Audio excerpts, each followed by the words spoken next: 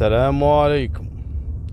بقول لكم اليوم قصة حصلت في سنة 99، لكن في البداية أنا في منطقة الأحمدي داخل محافظة الأحمدي. هذه منطقة الأحمدي مثل ما راح تشوفون الحين البيوت نظام أوروبي، نفس الشاليهات، ما شلون أمريكان شلون يبنون بيوتهم كذي.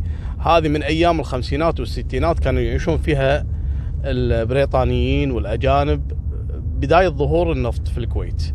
طبعا هذه البيوت الحين مخصصة فقط للعاملين في شركة نفط الكويت، لذلك المنطقة هذه تشوفونها تهتم فيها الشركة بنفسها، من مرافقها فيها ممشى خاص فيهم، نوادي صحية، كافيه، حدائق. منطقة جميلة جدا، ما تحس كأنك مو بالكويت. ترى هذا النظام الوحيد الموجود في الكويت هالطريقة هذه. المهم القصة حصلت في سنة 99 لبنت يمنية اسمها حسن. حسن هذه كانت تعيش في أحد القرى البعيدة عن العاصمة صنعاء، فقررت أن تكمل دراستها في الطب. وتعرفون أيامها أول وفي اليمن العادات والتقاليد عندهم تمنع أو تسيء للبنت اللي تكمل دراستها، يعني صعوبة عندهم جدا بنت تكمل دراستها يعني كانت تقاليدهم شوية صعبة. فالأبو عانى مع يعني عمامها وخوالها اللي كلهم رفضوا، ليش تخليها تدرس وما يصير وكذا وإحنا عاداتنا تمنع. قال لهم لا أنا مالي شغل. المهم الرجل عزم إنه يمشي ورا طموح بنته، وفعلا طلع من القرية اللي كان فيها وباع بيته وانتقل إلى صنعاء في سنة 99 وخلى البنت تكمل دراستها في الطب، والبنت شاطرة. يوم من الأيام البنت تدرس أول سنة طب،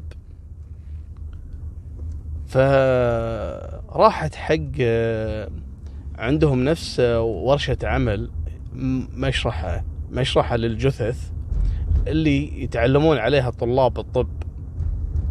فكانت تبي نموذج عن جمجمة، رأس جمجمة، تبي نموذج علشان تدرس عليه، عندها بحث وكذا. فكان اللي مسؤول المشرحة سوداني الجنسية، اسمه محمد آدم عمر إسحاق، سوداني الجنسية، وهذا يشتغل في الجامعة من سنة 95. المهم قال لها ما في مشكلة، بس تعالي لي آخر الدوام عشان أعطيك النموذج مال الجمجمة. قالت لا أوكي ما في مشكلة. فرجعت له نهاية الدوام أول ما دخلت عنده والجامعة خلاص فضت، فقال لها شوف اختاري شنو اللي تبين. لما دخلت على طول هجم عليها وحط نفس قطعة قماش كذي فيها مادة مخدرة يستخدمونها عندهم في الطب، فحط عليها المادة المخدرة خلاها تستنشقها، أغمى عليها على طول. اعتدى عليها طبعا، وقام ونحرها بسكين وفصل راسها عن جسدها، وأخذ الراس وحطه مثل غرشة زجاج فيها محلول عشان يحافظ على الراس إنه ما يذوب. يستخدمونها في تحنيط الجثث مال الجثث اللي يدربون عليها. وقام وقطع جسمها، فصل اللحم عن العظم، والعظم أخذ بصوب، واللحم أخذ بصوب، والكلى بصوب، والكبد بصوب. قطع البنت. وراحت الأيام والأم تدور عليها والأبو يدور عليها، ما خلى مكان. الأبو شايب ضحى بعائلته وهلا وباع بيته بس علشان بنته تكمل. قعد يعني استخف ما عنده الا هالبنت، ويدور ما خلى مكان في الجامعة الا دور برا. راح للشرطة، الشرطة كل ما يروح لهم ايش يقولوا له؟ يقول شوف بنتك يمكن منحاشة مع واحد. دائما هذا للأسف في بعض رجال الأمن دائما يحط بباله دائما البنت اللي تغيب مثلا ممكن انه لازم فيها بلا، ما ممكن فيها شيء، تعرضت لحادث. فكانوا يقولوا له روح يا عمي روح شوف بنتك اللي. وتعرفون عندهم البنت ما يصير تدرس يعني قاعد تطغي عليهم بعض العادات. هذا قديما طبعا مو الحين لا، متطورة اليمن، مو نفس أول. فكل ما يروح للشرطة روح شوف بنتك يمكن منحاشة مع واحد، يمكن كذا يمكن كذا. ولأنهم مرت عليهم كثير من حالات، يعني البنت تكون مثلا متغيبة ولا شيء، فقالوا أكيد هذه مثل اللي فاتوا. الأبو ما استسلم ويدري أن بنته شريفة عفيفة معلمها مربيها بنفسه، قام يبحث سنة سنتين ثلاثة ما لقاها، من القهر مات. وراحوا طبعا زوجته بعد ما شو تسوي قاعدة في صنعاء، راحت خذت جثته ودفنته في القرية ورجعت للقرية، وقاموا كل الناس يلومونها، كل منكم خليتوا البنت تروح تدرس، شوفوها وين راحت، وسبتها ابوها مات. لكن ما يدرون شنو اللي حصل لها. نفس السنة اللي هي ب99 كانت في طالبة عراقية اسمها زينب. هذه الطالبة العراقية قرر أبوها إنه يخليها تكمل دراستها في كلية الطب صنعاء، وفعلا انتقلوا إلى اليمن وراحوا لصنعاء وسجلوها وقبلوها في الدراسة، وكانت لها أول سنة. خلال الأول سنة يعني حطوا في بالكم إن هذا السوداني بعد ما قتل حسن اللي هي اليمنية ارتكب الجريمة الثانية.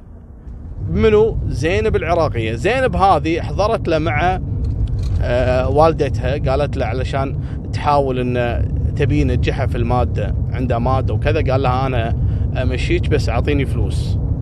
فعلا ام زينب دفعت له فلوس، دفعت له رشوة، قالت له خلاص هاك انجبرت شو تسوي، ولانه كان يهددهم اذا ما دفعتي راح اسقطك. اضطرت تقول احنا بغربة وحالتنا حالة، خلاص يبقى اخذ الفلوس واهم شيء تنجح البنية. قال لها اوكي، لكن ما نفذ الوعد اللي كان على اساسه اخذ الفلوس. راحت ام زينب واشتكت عليه، طبعا هني قبل يرتكب فيهم الجريمة واشتكت عليه ان هذا اخذ فلوس وكبرت الموضوع. افصلوا ادم اللي هو السوداني، افصلوه، بعد شهرين رجعوه للوظيفة نفسها. لكن شنو، ام زينب هذه كبرت راسها. مالكم بالطويلة، بعد فترة زينب الطالبة الطب هذه راحت حق المشرحة، لقت اللي بالمشرحة كذلك السوداني. لكن شنو، عدت المشكلة اللي فاتت، قالت له أبي أخذ نموذج عن يعني هيكل عظمي علشان الدراسة. طبعا كان النماذج اللي ياخذونها من البلاستيك، وفي نماذج حية لكن مخصصة للشرح داخل الكلية. قال لها خلاص، لأنه شاف وياها صديقتها، قال لها خلاص تعالي لي آخر الدوام. المهم حضرت آخر الدوام، ولا كانت زينب بروحها. قال لها تعالي اخذي هذا النموذج، وفي عندي لك بعد مشروع جدا حلو. قالت له شنو؟ قال لها شوفي هذا المشروع، قاعد يوريها. المهم ما مسكينة هي قاعد يطالع وكذا، حط على حلجها على فمها، يعني حط على فمها المادة المخدرة وأغمى عليها على طول، اعتدى عليها. ومثل ما سوى بحسن اليمنية، قام فصل راسها وقطع جسمها وفصل اللحم عن العظم، وأخذ الكلى والكبد أخذاها يعني كبيع أعضاء. لكن كان شو يسوي؟ دائما الهوس اللي فيه يحتفظ في راس الجريمة، الرأس يحطه في غرش ما غرش عشان يحافظ عليه، إنه ما يعني كأنه يستمتع لما يشوف الرؤوس عنده. قامت عاد أم زينب هذه استخفت، تنطر بنتها ما لقيت، قامت تفتش تدور مني منك، راحت للشرطة، قالوا لها نفس ما قالوا حق أبو حسن اليمنية، روحي شوفي بنتك يمكن طالعة مع واحد ولا من حاشة ويا واحد. قامت عاد قالت أنا بنتي وأنا أعرفها وأنا مربيتها، بنت أصول وبنت كذا، شلون تقولون كذي؟ المهم كبرت الموضوع واشتكت وكذا. راحوا فعلا فتشوا الجامعة ما لقوا شيء، دوروها برا، سألوا الناس، سألوا البنات، ما لقوا شيء. قالوا خلاص ما لقينا، يعني شو نسوي احنا؟ قالت ماشي. قعدت هي تبحث بنفسها، تدور ما خلت قسم في الجامعة إلا دخلت. بعدين تصادفت مع واحدة من الطالبات يمنية، قالت لها أنت تعرفين بنتي زينب؟ قالت لي نعم. قالت وين آخر مرة شفت؟ قالت لا، بس آخر مرة لما رحنا أنا وياها المشرحة طلبت من السوداني اللي هو مسؤول المشرحة أنه يعطيها نموذج حق هيكل عظمي، لكن قال لها تعال نهاية الدوام. أنا ما رحت وياها. بعدين راحت حق السوداني، شفت بنتي؟ قال لا ما جتني وكذا.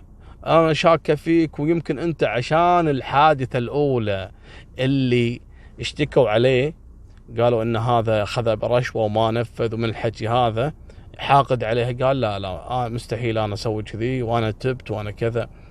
هني كان مربط الفرس في الموضوع. ام زينب ما استسلمت، مو نفس ابو حسن مسكين يعني مات من قهر، وهذه قالت انا اموت داخل الجامعة، انا الجامعة ماني طالعة منها. جابوا لها الامن، انت قاعد تكبرين الموضوع وقاعد تشتكين. قالت يبا تدري شلون؟ الظاهر ام زينب متعودة تدفع مسكينة. قامت وطلعت رشوة حق رجال الامن، قالت هاكم فلوس ابيكم تفتشون المشرحة. قالوا لها يا بنت الحال فتشنا احنا. قالت لا ابيكم تفتشون مرة ثانية، انا شاكة فيه، وهذا كان في مشكلة بيني وبينه في السابق، يمكن هو اللي انتقم ولا شيء. قالوا ها يلا ما يخالف. فتشوا مرة ثانية المشرحة، وكانت المفاجأة اللي اعثروا على رؤوس البنات موجودة في غرش كان مخبيها وفيها مواد كيماوية علشان تحافظ عليها من انها يعني تذبل وكذا. لقوا عنده تقريبا 16 جمجمة، 16 راس فتاة محتفظ فيهم الغبي داخل المشرحة. احالوا التحقيق ومسكوه طبعا، اعترف ما اعترف وكذا. هني الرجال اعترف بكل شيء، لكن كانت صدمة ما حد كان يتوقعها. هذا الحين ذكرتها لكم القصة من نهايتها، بقول لكم البداية هذا السوداني وهو صغير باعترافاته طبعا، وهو صغير تعرض لموقف خلاه يصير وحش، خلاه يعني يحب انه يقتل البنات. شنو هالموقف هذا؟ لما كان صغير شهد واقعة الاعتداء على امه، وشاف ابوه وهو يمسك المعتدي ويقتله ويقطعه ويدفنه. لذلك من يومها وهو شغال. طبعا قبل لا يجي اليمن ذكر ان اصلا ان عنده 11 ضحية في جامعة السودان، جامعة دارمن السودانية. اعتدى على 11 فتاة وارتكب فيهم مثل ما ارتكب الجريمة في حسن وكذلك زينب. واعترف ايضا ان قبل لا يطلع من السودان راح على الكويت. هني الصدمة، ترى ما حد يدري في الموضوع، انا ما ادري ربعنا مشيكين ولا لا، ترى سالفة من اول 80. فقال انا رحت الكويت باعترافاته هو، وبعدين رحت تيشاد، ومن تيشاد رحت اليمن قالوا له اعترف بالروس اللي شفناها عندك. شنو قصتهم؟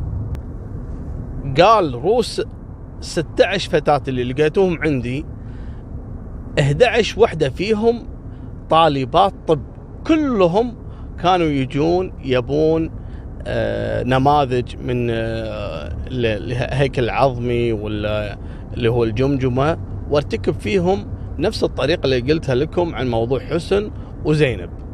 قال لكن في وحدة من برا الجامعة جت تبحث عن صديقتها اللي قالت لها أنا رايحة المشرحة وما رجعت، فهي جت تبي تسأل عن صديقتها. قلت لها منو صديقتك؟ قالت فلانة. قال لها تعالي تبي تشوفينها؟ قالت إيه. ادخلت وراها راس صديقتها فأغمى عليها، قام واعتدى عليها بعد وقطعها وحطها ويا صديقتها. بالإضافة إلى واحدة من الجثث كانت لدكتورة في الجامعة اختفت وما حد بلغ عنها. تبون الصدمة في الموضوع شنو؟ يقولوا له ليش تسوي كذي؟ ايش كنت تسوي؟ قال انا اقول لكم، لما مثلا تجيني واحدة تقول لي ابي هيكل عظمي، اتصل على العصابة اللي انا متفق معاها. قالوا له اي عصابة؟ قالوا له في عصابة تشتري الكلية وتشتري الكبد وتشتري العيون، تشتري قطع غيار الإنسان. فلما ألقى ضحية أتصل عليهم أقول جهزوا نفسكم عندي ضحية. يقولوا له أوكي نبي مثلا كلى بقيمة 50,000 ريال، نبي كذا 50,000 ريال يمني، نبي كذا، نبي العيون، نبي المهم. فيقول على طول أقطعها، أخذ الأعضاء اللي محتاجينها للبيع، وباقي الأعضاء أخذ تصريح من الجامعة بدفن الأعضاء الإنسان هذه، وبين لهم أن هذه كانت للاختبار لطلبة الطب، لكنها خلاص الحين ما تنفع للدراسة، فيعطوني إذن الجامعة حق المقبرة عشان أدفن الجثث. فكان يدفنهم رسمي، ما حد يشك فيه، لأنه هو فعلا يشتغل في المشرحة. شغلة ثانية، يقول بغض النظر عن بيعي حق الأعضاء، كنت أبيع الحلى والذهب اللي ألقاه مع الضحايا، عندها خواتم، سلسال. يقول واحدة من الضحايا لما حضرت عندي كانت لابسة حزام ذهب، وهذا كان أغلى شيء أبيعه، تقريبا قال 130,000 ريال ما أدري. المهم، وبالإضافة إلى أني كنت أصلا من أحد أعضاء العصابات في شمال أفريقيا قبل لا أنتقل إلى الدول اللي ذكرتها لكم. قالوا له زين وين المسؤولين المشرحة، ليش كانوا مخلينك على راحتك؟ قال المسؤولين من المشرحة مرتاحين مني لأني أنا ماسك الشغل عنهم، وكانوا مأمنين فيني. لما تشيكوا رجال الأمن عن الضحايا ما الضحايا، اكتشفوا أن أهالي الضحايا البنات 16 بنت ما في إلا 2 بس اللي بلغوا عن الجريمة، منو؟